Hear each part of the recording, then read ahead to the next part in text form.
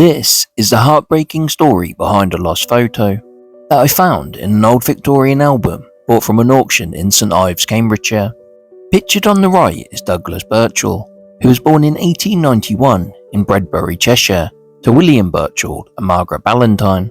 He was the youngest of 5 children born to the marriage, and his father was a PE teacher at the local school. The family lived at 111 George Lane, Bredbury, but tragedy struck as his father passed away in 1906, when Douglas was only 15. Douglas's brother Thomas emigrated to Canada with his wife Mary and son William in 1906.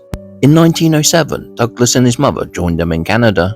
His siblings, William and Torfida, joined them in 1908. On the 3rd of May 1913, Douglas married Alice Winterbottom in Ignace, Ontario. At the time, he was working as a mechanic. A son, Robert, was born in 1913 and a daughter, Margaret, in 1915. Written on the back of the photo was Douglas Birchall was a friend of Granny's who went to Canada and wrote several letters to each other. Granny stopped writing, and after some time he came over to England and called at her house in Romiley. His first words were, "Why did you stop writing to me, Dolly?" She felt there was no future in the relationship. The person she refers to as Granny was Dorothy Bailey, and the album had belonged to the Bailey family.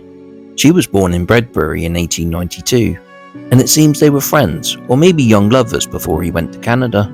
Looking at passenger lists, it looks like Douglas had a trip to England in June 1913, which was a month after he married.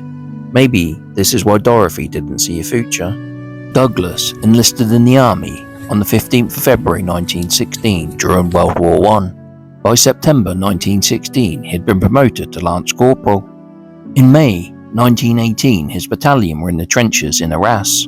Each night, they patrolled the front from dusk till dawn. Casualties on the 12th and 13th of May were 14 wounded, 1 killed in action, and 1 died of wounds.